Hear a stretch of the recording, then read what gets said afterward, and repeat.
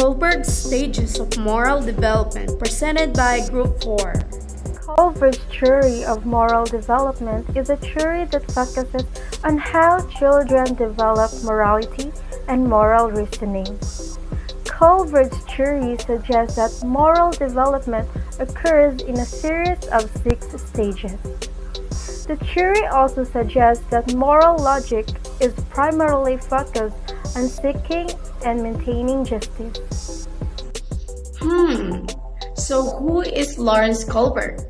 He is born on October 25, 1927 in Bronxville, New York, and died on January 17, 1987 in Boston. He is an American psychologist and educator known for his theory of moral development. Related people: Lawrence H. Summers Jerome. Subjects of study: child development. What are Kohlberg's stages in moral development? Lawrence Kohlberg's stages of moral development constitute an adaptation of a psychological theory originally conceived by the Swiss psychologist Jean Piaget. Kohlberg began to work on this topic as a psychology graduate student at the University of Chicago in 1958 and expanded upon the theory throughout his life. What is moral development? Moral development focuses on the emergence, change, and understanding of morality from infancy to adulthood. Morality develops across a lifetime and is influenced by an individual's experiences and behavior when faced with moral issues through different periods of physical and cognitive development. Stages of moral development. There is a fight in the schoolyard. 2 ninth graders are beating up Tom. Those who watch the fight are at different stages of moral development. Let's see what they do and how they justify their behavior. Pre-conventional morality includes stage 1 and stage 2. First stage of moral development is obedience and punishment orientation. At this stage of moral reasoning, the individual acts from a belief that if they do something wrong, they will be punished. So, that the best reason for avoiding doing wrong is to avoid punishment.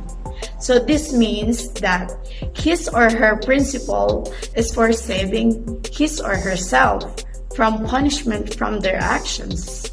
They avoid conflict, stay obedient, and act accordingly to what will result in them not being harmed. He or she will justify their decisions and how to avoid conflict and punishment. At stage 1, we make moral judgments based on obedience and punishment. Finn's sense of good or bad is directly linked to whether he gets punished or not. Finn sees what is happening to his friend and wants to help, but he doesn't because he is afraid the teacher may punish him if he gets caught fighting. He asks himself, how can I avoid punishment? Number 2. Self-interest orientation. At this stage of moral reasoning, the individual will act from a belief that it may be okay to do something wrong if there's something in it for me.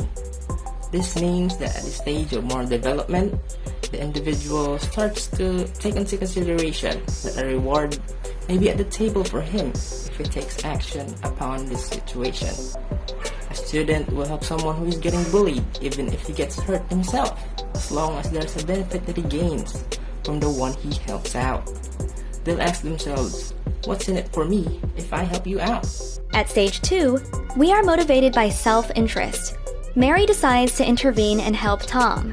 She knows that she might get punished, but she also knows that she could become a victim herself someday. If she helps Tom now, he might help her in the future.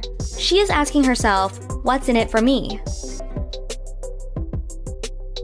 Conventional morality includes stage 3 and stage 4. Moral development is driven by interpersonal accord and conformity, where the person is expected to conform to social standards.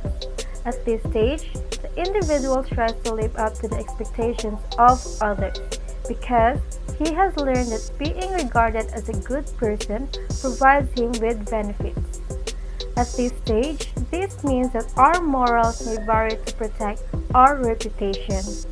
We follow the norm and social standards of society so we can gain benefits. We ask ourselves, what do people think of us? At stage 3, interpersonal accord and conformity guide our moral judgment.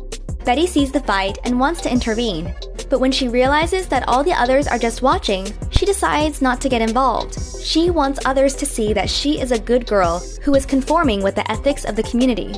She asks herself, what do others think of me? The fourth stage of moral development is maintaining the social order. In this stage, it shows that moral development of a person as a part of a whole society. Each person becomes more aware of the impact of everyone's actions on others and focuses on their own role, following the rules and obeying authorities. So, this means that we base our morals on trying to keep law and order upon society. We follow rules, keep peace, and stand for our principles. At stage 4, we value authority and want to maintain social order. When the teacher sees the group fighting, he immediately steps in and shouts, "Stop! Fighting at school is forbidden." He feels that, above all, it is important to follow the rules, otherwise chaos breaks out. He feels it is his duty to uphold the rules that sustain a functioning society. He asks himself, how can I maintain law and order? Post-conventional morality includes stage 5 and stage 6. Contract orientation. Respondents basically believe that a good society is best conceived as a social contract into which people freely enter to work toward the benefit of all. They recognize that different social groups within a society will have different values, but they believe that all rational people would agree on 2 points. This means that at the stage of moral development, the law is recognized as a social contract, an implicit agreement among the members of society to cooperate for the benefit of all. The individual views laws and rules as flexible tools for improving human purposes, and even though disagreements occur and differences are present among individuals, everyone should then come up with a truth and a better solution for all, and for the betterment of society. At stage 5, we understand rules as a social contract, as opposed to a strict order. Jessie, who watches from afar, is not sure how she feels about this. To her, rules make sense only if they serve the right purpose. Obviously, the school rules prohibit fighting, but maybe Tom deserves to finally learn his lesson. Just yesterday, he punched a young girl from grade 1. She asks herself, does a rule truly serve all members of the community?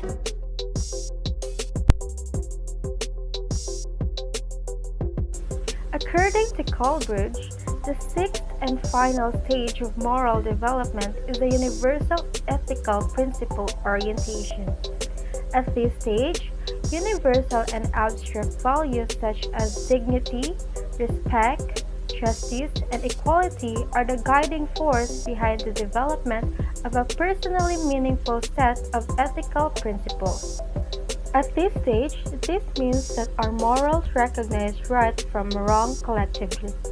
We consider murder as wrong, stealing unlawful, and other examples.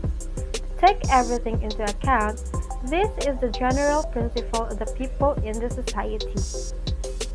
At stage 6, we are guided by universal ethical principles.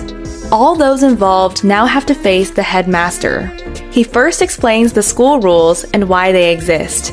He then clarifies that rules are valid only if they are grounded in justice. The commitment to justice carries with it an obligation to disobey unjust rules. The headmaster's highest moral principle is compassion. He believes that all people should learn to understand each other's viewpoints and that they don't feel alone with their feelings. He asks, what are the abstract ethical principles that serve my understandings of justice? Pre-conventional level. The first level of Kohlberg's moral development taxonomy, where individuals' ethical principles are guided by the consequences of the action and the benefit rewarded to him or herself. This means individuals take consideration and be aware of our actions as it has subsequent consequences and punishments. At the pre-conventional level, Finn is driven by fear and Mary by self-interest. Both judge what is right or wrong by the direct consequences they expect for themselves and not by social norms. This form of reasoning is common among children. Conventional level. The conventional level is the second stage and occurs during adolescence and adulthood. During this stage, individuals begin to develop personal moral codes by internalizing the rules of adult role models. There's no questioning of these norms and rules during this stage. They are adopted and not critiqued. This means that the morality of the individual is in line with the norm that the individual is present upon. The word conventional means based on or in accordance with what is generally done or believed. An example of this is that have you ever realized that we are more likely to agree on moral topics with our family, peers, and community? And we rarely break the norm, relatively speaking, compared to the times that we conform to it. The individual rarely or doesn't at all question and criticize the rules and norm that he has adopted. At the conventional level, Betty responds to peer pressure, and the teacher follows the rules. Their morality is centered around what society regards as right. At this level, the fairness of rules is seldom questioned. It is common to think like this during adolescence and adulthood.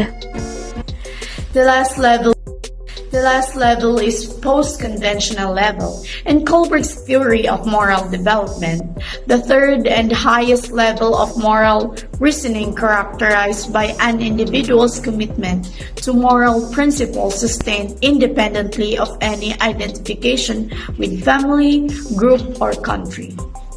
So this means that the highest level of moral reasoning is individuals justify their own decision in life. They have their own principles in life, and they base their morals on this understanding. They don't believe that end justifies the means, but a means to an end. The result shouldn't justify the actions taken, but rather than the actions in itself is the reward. At the post-conventional level, Jessie knows that things are complicated because individuals may disobey rules inconsistent with their own morality. The headmaster follows a universal ethical idea, at complete disconnect with what society thinks or the rules say. To him, everything is solved through compassion. The right behavior, in his opinion, is therefore never a means to an end, but always an end in itself. Not every person reaches this level.